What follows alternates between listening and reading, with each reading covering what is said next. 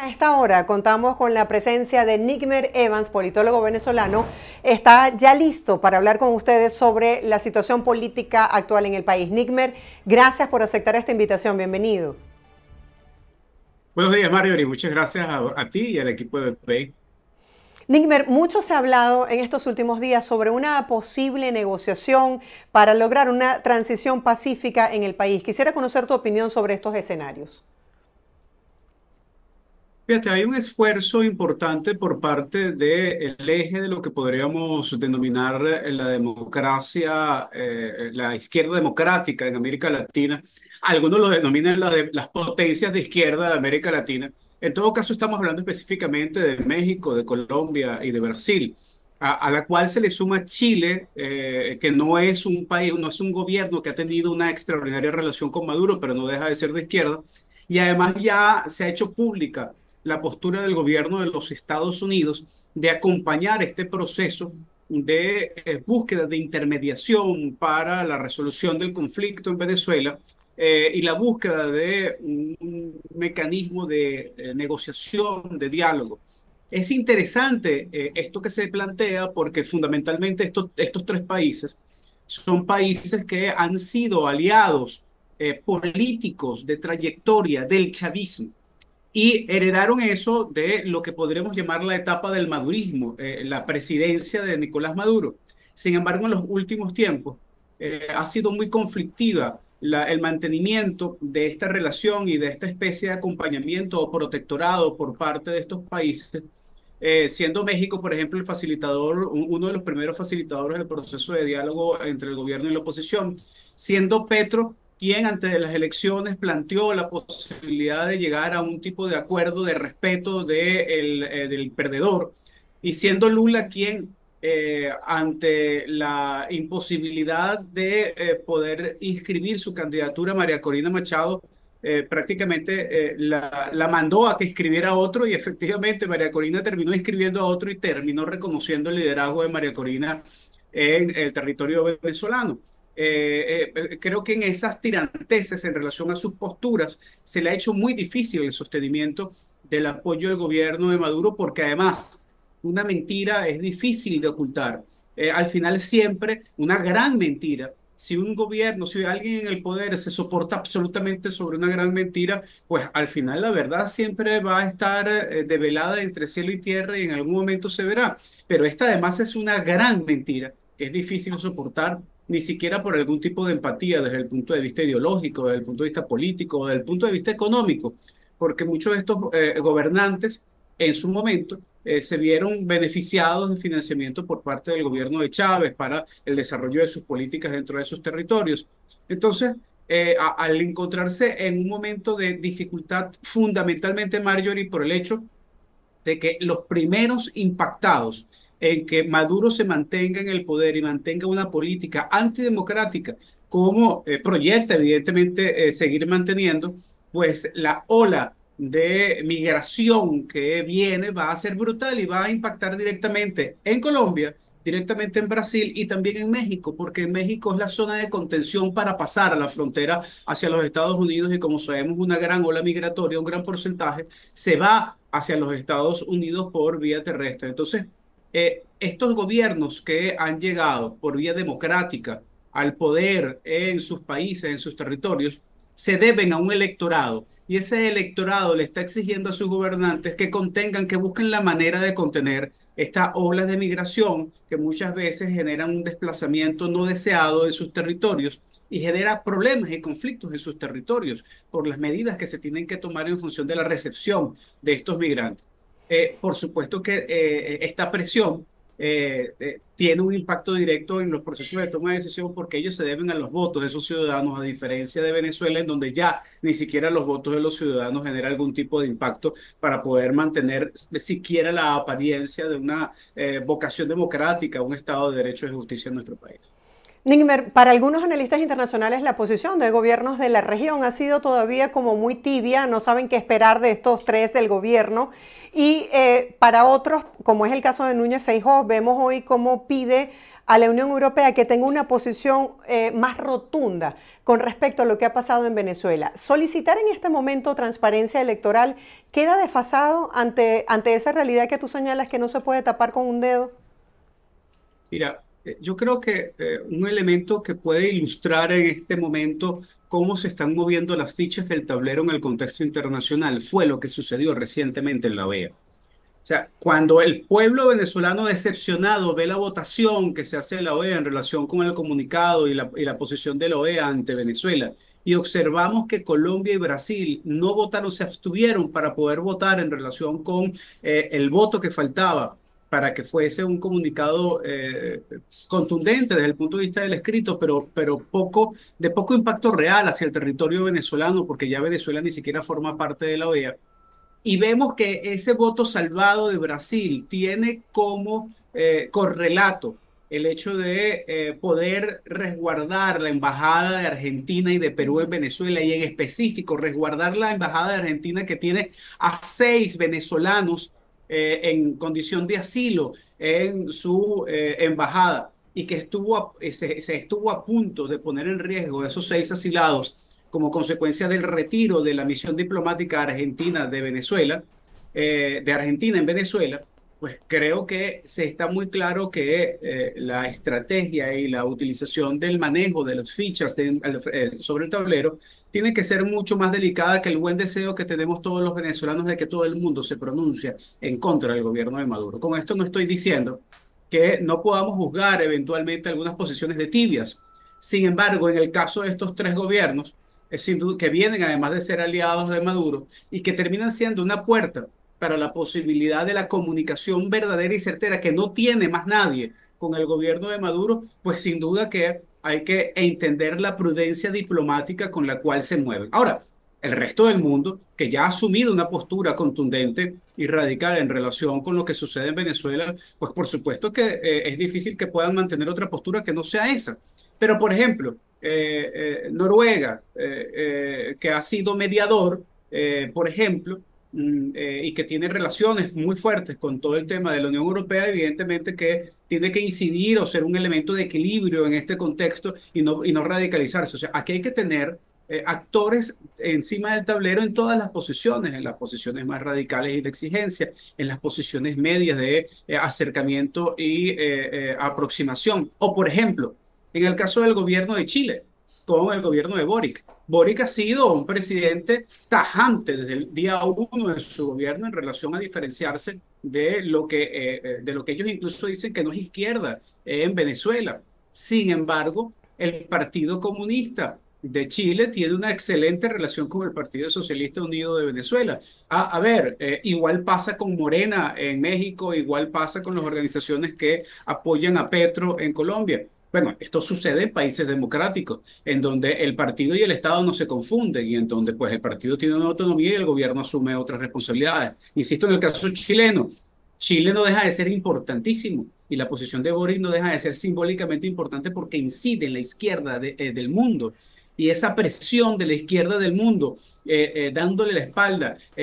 acompañando además a comunicados, escritos que se empiezan a generar por parte de sectores intelectuales y activistas de izquierda en el mundo, por supuesto que deja muy desarmada la herramienta discursiva del gobierno de Maduro de hacerse la víctima de izquierda, producto del imperialismo yanqui, porque al final la misma izquierda que mantiene una lucha desde el punto de vista democrático en relación a sus ideales, a sus aspiraciones, a la resistencia imperial, pues no está acompañando lo que son los desdenes que se han producido, no solamente desde antes, sino ahora profundamente hechos como elementos profundizados a partir del 28, no solamente la arremetida de 2.500 venezolanos secuestrados por reclamar sus derechos políticos, sino además por el hecho de ya tener 2 semanas. Hoy se cumplen 2 semanas exactamente que no hay publicación de los resultados electorales en Venezuela y estamos a 2 horas de que la página web del Consejo Nacional Electoral se tumbó sin que hubiese ningún tipo de información sobre los resultados de las actas en las mesas, cosa a la que estábamos acostumbrados a acceder a pocas horas después del proceso electoral. en una evidencia de ocultamiento de resultados en Venezuela, y habiendo pasado incluso 2 semanas, porque es imposible que ellos logren falsificar o tratar de dar un resultado distinto al que se ha presentado con las actas del CNE, que son copia original que se entregan a los partidos políticos y que ha sido publicado por el Comando Venezuela y por María Corina y Edmundo, y que ha hecho público al mundo. Imposible poder falsificar este hecho probatorio de una victoria electoral por parte de la oposición venezolana, y ante eso, pues la profundización de la mentira es la radicalización por parte de quienes están hoy en el poder en Venezuela. María Corina Machado ha dicho que Nicolás Maduro se quedó solo, que esto ha demostrado el resultado electoral, sin el apoyo del pueblo y sin el apoyo de los países que el día de hoy no reconocen su victoria. En torno a esto, se ha hablado mucho de quiénes están en este momento de las Fuerzas Armadas con Nicolás Maduro, y me encantaría conocer tu percepción de lo que fue el mensaje de quien fuera gobernador del estado Zulia, Francisco Arias Cárdenas, quien es embajador en funciones en México, haciendo un llamado a Nicolás Maduro y al Consejo Nacional Electoral a que presentaran los resultados electorales. ¿Qué te ha parecido esta intervención? ¿A quién va dirigido este mensaje de Arias Cárdenas? Lo primero que tenemos que tener claro es que Maduro no se ha quedado solo. Lo han abandonado mucho, pero todavía no está solo. No está solo porque lamentablemente y fundamentalmente tiene las armas, tiene el control institucional todavía de las estructuras del Estado y el proceso de ruptura que se aspira en este tipo de gobiernos que pierden la legitimidad, que pierden la posibilidad de tener algún tipo de argumento para la preservación del poder y que han tratado de simular algún tipo de vía democrática. Este tipo de ruptura se da efectivamente con el tiempo. O sea, no se decreta de un día para otro. Sin embargo, vemos cómo se dan desprendimientos paulatinos, o por lo menos posturas críticas que después van a devenir inevitablemente en rupturas. Y ahí vemos la postura de Arias Cárdenas. Es evidente que en este momento quien le pide al gobierno que publique las actas se convierte para el gobierno de Maduro en un enemigo o alguien que está amenazando la estrategia que ellos tienden de no publicar las actas, porque saben muy bien que al publicar las verdaderas actas, pues van a quedar absolutamente develados. Yo creo que la postura de Arias Cárdenas, que siempre ha sido una postura tibia, recordemos, además hay que recordar para quienes nos están viendo, Marjorie, que quizás no tengan el recuento histórico, que el embajador del gobierno de Maduro en México, Arias Cárdenas, fue en algún momento aliado y fue parte del 4F cuando Chávez, pero después fue un adversario electoral representando a la oposición en una elección presidencial contra Chávez, y sacó una gallina y la puso en una imagen, una propaganda, y hablaba con la gallina como si fuese Chávez. O sea, y después volvió al gobierno. En un perfil bajo, en un perfil solapado, discreto, con una gran crítica,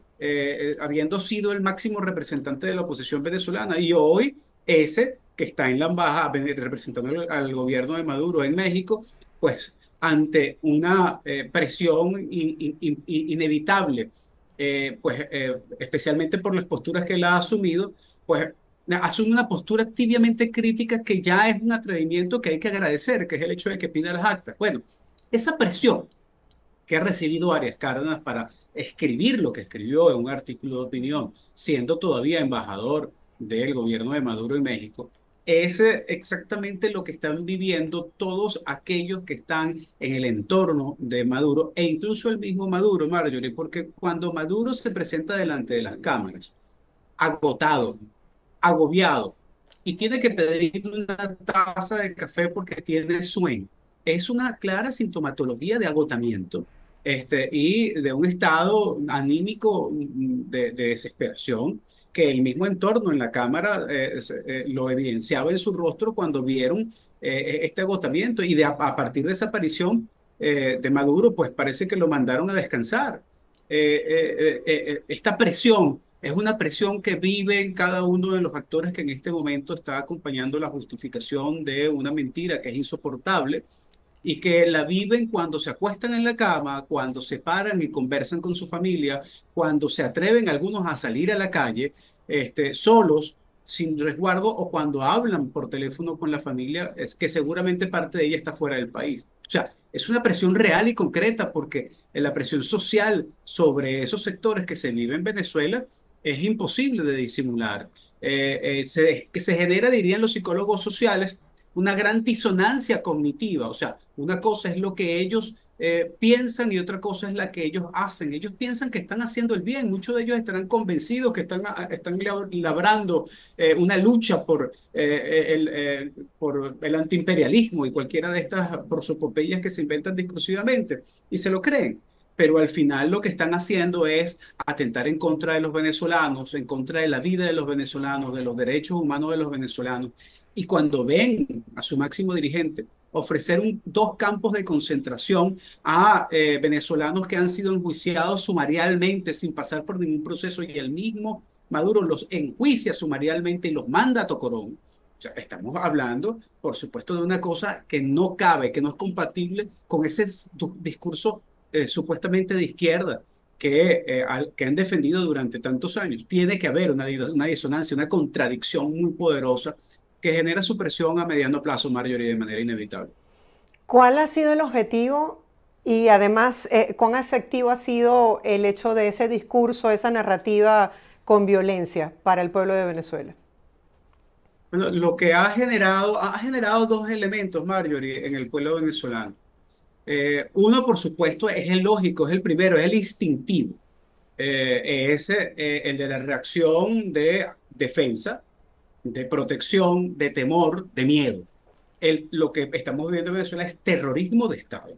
Y ese terrorismo aplicado en su máxima potencia lo que genera es,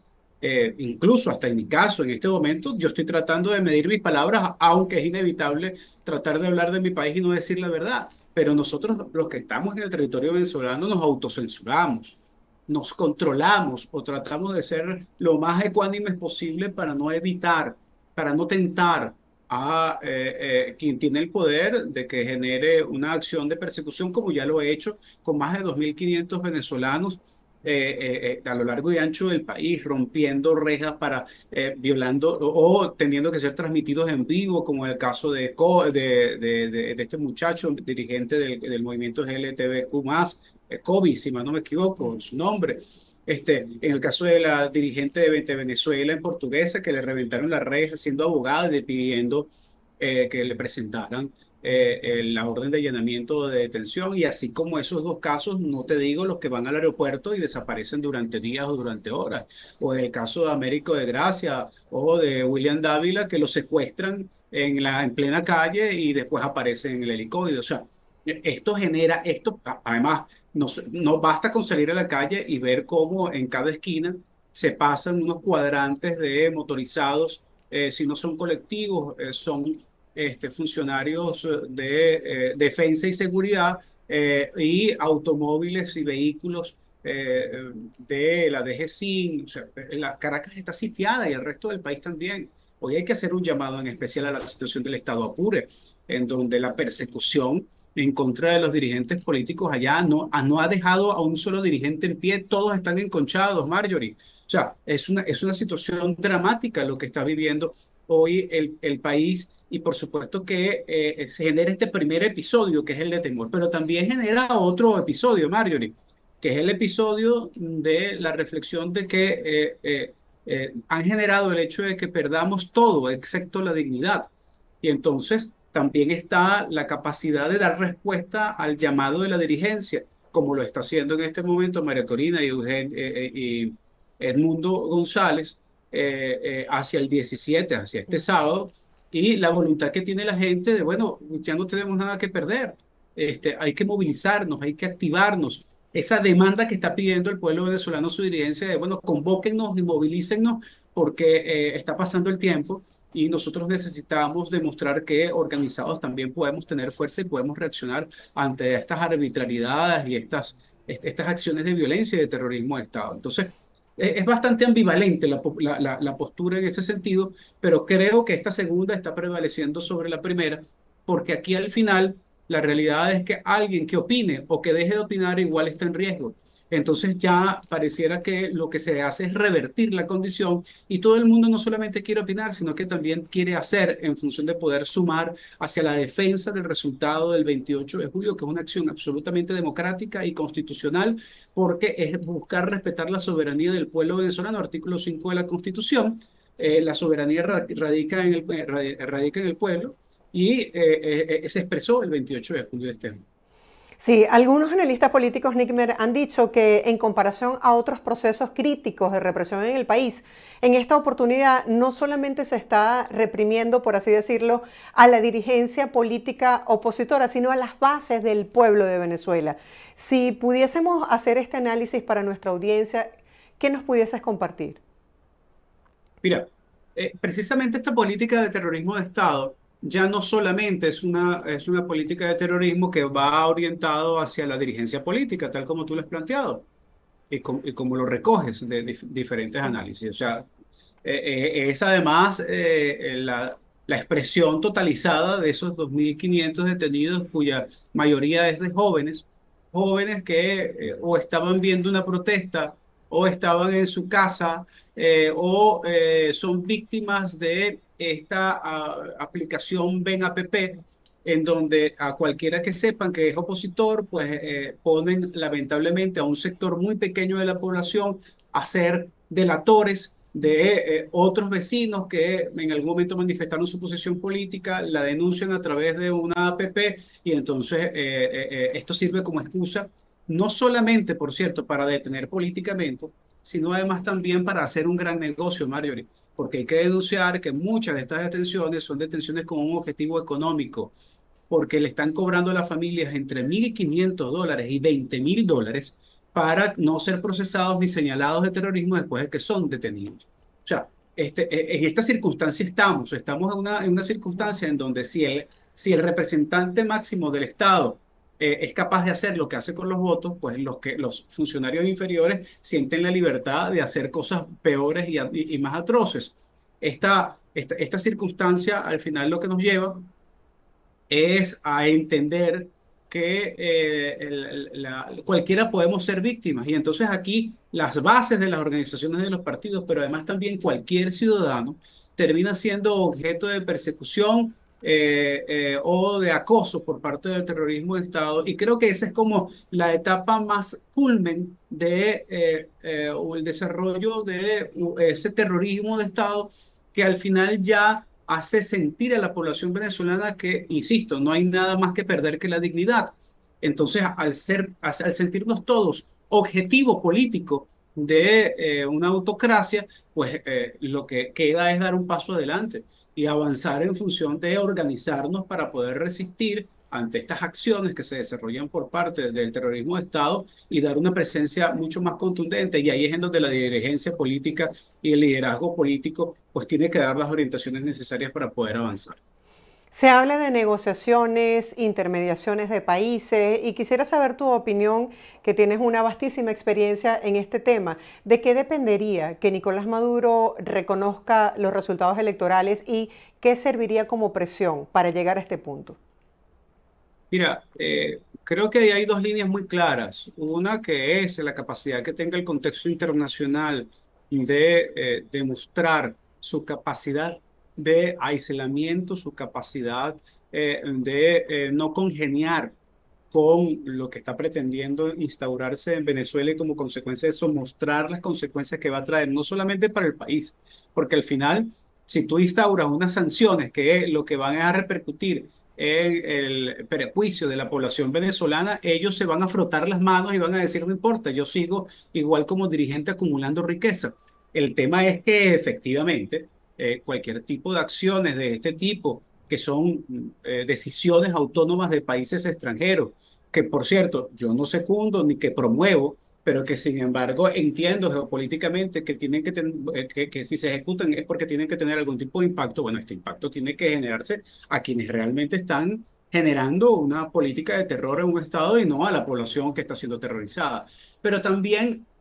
en suma a los esfuerzos de intermediación y de negociación y de amenaza creíble por parte de otros actores internacionales, pues lo que también debemos tener en cuenta es que no va a haber ningún tipo de acción que genere algún tipo de cambio si no hay acciones concretas de presión interna en el país. O sea, y esto implica movilizaciones inteligentes,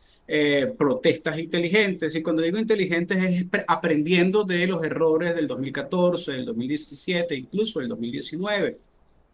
Entiendo que la dosificación de las protestas que se está haciendo en este momento es aprendiendo esa lección. Ahora, también hay que tener el pulso de la demanda que se tiene y de lo que en ciencia política se puede denominar el momentum, que es exactamente, en inglés se podría decir el timing. Es el momento de sincronización exacta entre los elementos para que todo se dé de manera favorable hacia el objetivo que se desea. En pocas palabras, no es fácil asumir un liderazgo con todos estos elementos a lo interno del país, pero estamos convencidos que quienes hoy están asumiendo el liderazgo tienen la capacidad y tendrán que asumir la responsabilidad de poder mover todos estos elementos para que las acciones que se desarrollen dentro del territorio venezolano estén acompasadas con las que se estén haciendo en el exterior, y eso dé como consecuencia el hecho de que hay un reconocimiento para que el próximo, la próxima fecha de hito referencial de lo que aspiramos sean los últimos capítulos de la última etapa de esta serie,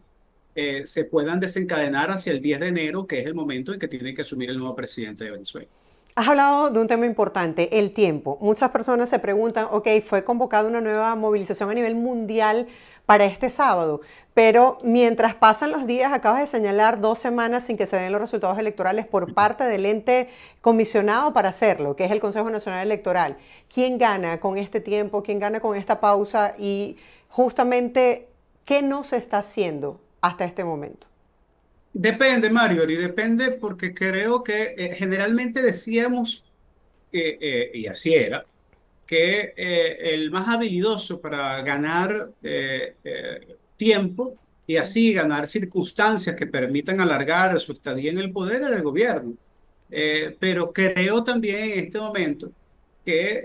el adecuado manejo de los tiempos, el no apresuramiento de los tiempos, mejor dicho, también es en este momento una herramienta poderosa que puede ser utilizada por parte de la dirigencia y del liderazgo opositor para poder generar este timing político adecuado y el momentum que pueda acertar exactamente de o sea, cuál es el estadio necesario al que debemos llegar para generar una acción contundente que permita generar un quiebre interno dentro de la cúpula gubernante, pero además también la posibilidad de que haya una acción lo suficientemente contundente para que haya una aceptación de los resultados del 28 de julio, y esto pasa además por la demostración que debe continuar haciéndose y la aceptación por parte del otro en un proceso que debe estar acompañado de acciones concretas y de negociación, que son dos elementos en paralelo que deben estar buscando sincronizarse, especialmente en una circunstancia como esta, porque creo que al final el objetivo fundamental, Marjorie, es evitar cualquier derramamiento de sangre y mayor dolor a la población venezolana. Ese es el objetivo final, entiendo, del liderazgo y del manejo de estos tiempos. Ahora, también debemos estar conscientes que cualquier tipo de revolución en el mundo que trate de establecer nuevamente una condición democrática, bueno, tiene que implicar el hecho de que haya gente movilizada y en acción, y eso implica algún nivel de riesgo, lamentablemente, en cualquier circunstancia. Cosa que, insisto, no queremos que suceda y que entiendo además que el liderazgo está trabajando efectivamente para que esto no llegue a suceder. Entonces, al final, Mario, y los tiempos son unas circunstancias de manejo muy relativo, del cual estoy absolutamente seguro en este momento que ya no son unos tiempos que determinan solamente ganancia para quienes están en el poder, aunque tenemos un hito importante que es el 10 de enero del 2025. Ya para finalizar, ¿consideras que la comunidad internacional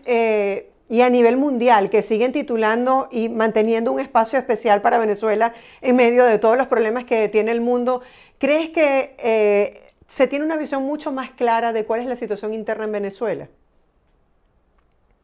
Hay una cosa importante que es que en este momento los ojos del mundo están sobre Venezuela. Eso ya es relevante. Y es una cosa además que es espontánea, o sea, no hay nadie financiando a influencers internacionales o a actores. No, no, es que hay una preocupación genuina desde el exterior por lo que está sucediendo en Venezuela, porque lo que está sucediendo en Venezuela es dramático. O sea, sí a ver, Mario, y lo que está sucediendo en Venezuela no por sentirnos el ombligo del mundo, pero estoy totalmente seguro que va a marcar un antes y un después del criterio del manejo de las democracias en el mundo. Porque si el mundo permite que una mentira se imponga sobre una verdad electoral y democrática, pues se está poniendo en riesgo la democracia del mundo en relación con la capacidad que puedan tener aquellos que tienen vocaciones autocráticas desde el poder de mentir. Se le está dando espacio a la mentira sobre la verdad en el mundo, ya no de manera relativizada, ni tampoco desde el punto de vista de discursos relativizados, sino desde la verdad concreta. O sea, desde el hecho de que una estafa electoral pueda convertirse en un resultado positivo para la preservación del poder en nombre de la democracia. Este riesgo no lo puede correr el mundo. Y creo que esa verdad tan contundente y tan legítima ha hecho que los ojos del mundo estén sobre Venezuela en este momento. Y eso permite que nos sintamos acompañados quienes estamos en el territorio venezolano, y aquellos venezolanos que están fuera del país sientan un rol protagónico en relación al hecho de poder participar de manera directa en la búsqueda de la resolución de este conflicto que existe en Venezuela, que queremos que se dirima de la mejor manera, sin la afectación que pueda generar en contra de la población venezolana. Así que esta circunstancia de poder ser incluido en la agenda mundial como una prioridad es para nosotros determinante y clave para poder avanzar en este sentido. Pero insisto, esto nada va a suceder si desde adentro no se va generando lo que se está generando, que es una creo que el término adecuado, y no puede existir otro, es una gran rebelión. Es más, el término adecuado, aunque está muy asociado hacia la izquierda, es una revolución democrática que se está gestando en nuestro territorio venezolano. Utilizo este término desde el punto de vista politológico, entendiendo que estoy dentro del territorio y no es que estoy convocando a una revolución popular, sino que es lo que está sucediendo objetivamente. Ya para finalizar brevemente, ¿consideras que hay fisuras dentro de la cúpula del madurismo en este momento, según tu visión? Fisuras hay, Mario, y lo que no hay es quiebres. O sea, hay una diferencia clara en ese sentido. Fisuras siempre ha habido. Últimamente hay mucho más. Esas fisuras han generado deslaves permanentes del chavismo, que ya no apoya el madurismo. El tema es que no se ha dado hasta ahora el quiebre determinante que permita abrir aguas entre dos sectores de manera radical, y esto genere la contradicción necesaria para que haya la suficiente fuerza para el cambio del régimen político que existe. O sea, y ese quiebre no se decreta, pero estoy totalmente seguro que todo lo que se está haciendo en este momento está profundizando esas fisuras, y alguna de ellas se generará sin duda alguna en un quiebre, y creo que más temprano que tarde, para que haya efectivamente el cambio hacia la democracia que queremos en Venezuela. Nickmer, gracias por tu tiempo el día de hoy y por hablar de una manera didáctica, utilizando las palabras pertinentes a nuestra audiencia. Feliz día para ti. Gracias a ti, Mario, y a todo tu equipo.